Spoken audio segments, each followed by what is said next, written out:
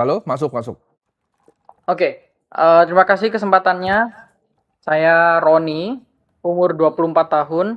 Ya, Saat ini bekerja di Singapura di bidang entertainment. Saya seorang performer. oke, Eh, Income saya per bulan kalau dirupiahin sekitar 77 juta per bulan. oke. Saat ini sudah menikah dan belum punya anak. Dan kondisi income keluarga saat ini awalnya saya dual income dengan istri, tapi saat ini istri lagi fokus buat hustle sama bisnis barunya. Jadi Ya, saya sekarang solo breadwinner. Eh, Pengeluaran sekitar 41 juta ya, dan saya bisa saving sisanya berarti sekitar 36 juta. ya. Eh, Breakdown portfolio ya. Sekarang saya punya obligasi Indonesia total 494 juta. Ya, Secara presentasi itu 39,8%. ya 40% lah ya. Ya, 40%. Kemudian selanjutnya ada di S&P 500, Oke, 168 juta, atau sekitar 13,5%. Kemudian ada di Bitcoin, oke, 116 juta, oke. sekitar 9,3%. Kemudian saya ada Apple juga, jadi ada double di SPYL dan Apple. Iya, Kadung nyemplung waktu itu 155 juta, lagi floating profit udah lama soalnya 12,5%. Kemudian ada BCA 60 juta, ya. 4,7%. Kemudian sisanya cash 250 juta atau Oke. 20%. Ya, Berapa cashnya jadinya? Berapa persen? Sorry. 250 juta rupiah. Ya, Itu tersebar di percentage? beberapa 20%. Oke, Ya, tersebar di beberapa platform lah. Jadi oke. dry powder. Bagus, bagus. Em, Portfolio. ya, sebenarnya saya mau bilang investment filosofi juga sebenarnya Bro Tim. Saya Ya, jujur bukan tipe orang yang suka investasi. Sorry, lebih ya, tepatnya saya bukan tipe orang yang suka mantengin porto investasi. ya. Saya pinginnya punya portfolio itu yang bisa ditinggal dan tiap kali saya punya waktu luang itu saya bisa luangin buat belajar, baca buku, nonton film, Oke. ngobrol Ya, gitu. Mentok-mentok kalaupun harus buka portfolio itu mungkin per kuartal atau tiap kali ada market crash gitulah. itu lebih bagus. Ya. Ya, nah pertanyaannya dengan portfolio sekarang mohon feedbacknya. Apakah dengan portfolio sekarang saya bisa DCA gitu tiap bulan dan ditinggal tanpa terus-terusan mantengin atau utak-atik portfolio? Oke.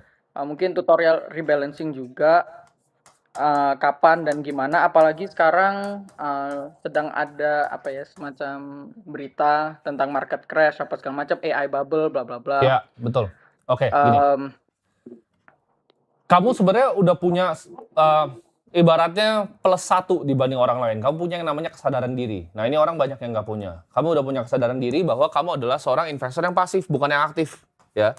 Jadi, kalau filosofi yang gue selalu ajarin, lu antara pilih, antara lu mau jadi enterprising investor, lu mau jadi investor yang belajar, atau enggak. Investasi itu harus, tapi nggak semua orang harus ngerti. Karena memang udah canggih, zaman sekarang udah ada instrumen-instrumennya untuk orang yang nggak mau ngerti dan mau punya kepemilikan gitu. Kamu kalau dari segi profil kamu lebih baik nonton dan baca buku dan belajar yang lain dibanding belajar investasi. Udah pasti jawabannya kamu ke index fund semuanya. Karena kenapa? Ketika kamu beli BCA, kamu harus lihat ya. Oh, BCA ini kuartal ini non performing loan-nya naik atau turun ya? Bulan ini apakah dia punya KPR itu menyusut ya? Consumer kreditnya seperti apa? Corporate kreditnya seperti apa? Apa sih yang dilakukan sama direksinya? Sama dengan Apple gitu. Apakah dia akan strateginya gimana nih? Oh, kalau dia kan gampang strateginya, tinggal bikin iPhone baru terus gitu. Orang pasti beli terus gitu. Perusahaan paling sederhana itu Apple. Tapi kamu harus ngerti gitu loh. Oh, kuartal ini Apple akan seperti apa sih gitu. Strateginya dia akan seperti apa. Kalau kamu nggak punya waktu di situ, alangkah baiknya untuk kamu berinvestasi secara pasif gitu. Kamu pakai yang namanya index fund. Kan kayak kamu bilang tadi, kamu udah ada S&P 500 kan? Udah kamu stick di sana. Nah, Indonesia itu market yang sangat tidak efisien. Artinya apa? Ada peluang untuk bikin uang di market Indonesia. Tapi itu untuk orang yang belajar. Kalau orang yang nggak bisa belajar, kamu pasti nggak akan bisa bikin uang di Indonesia. Kalau kamu berinvestasi di IHSG gitu kan, ya, kamu pasti ujungnya bangkrut gitu. Kalau kamu beli indeksnya Indonesia.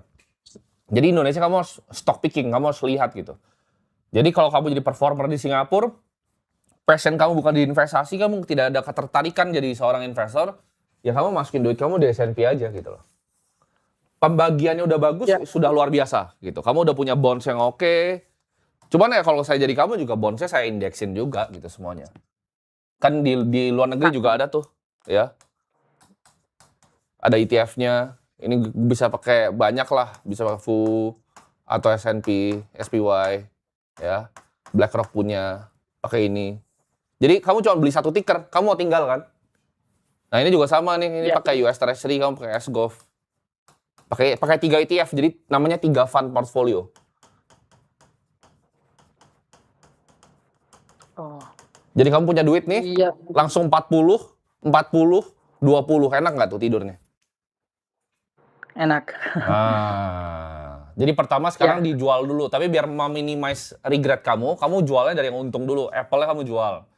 Terus misalnya kalau biasanya kamu offload-nya dalam waktu 2 bulan lah, jangan langsung kamu jedek offload, ntar dia naik dikit kamu ada apa, di rebalance-nya pakai waktu gitu.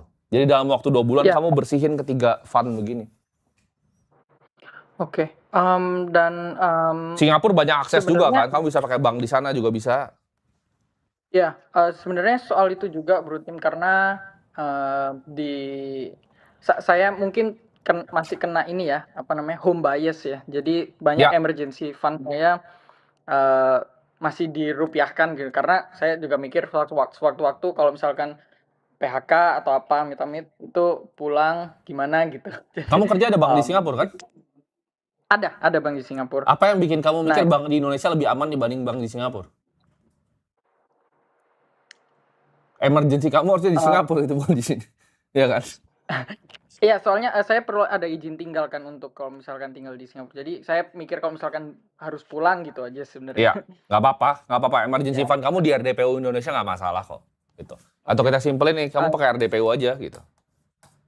hmm. Oke? Nah, saya sebenarnya juga punya ini Bro Tim, pingin menyentuh financial freedom juga. Mungkin dalam Ya. 10 sampai 12 tahun. Angka psikologis kami ada di saya dan istri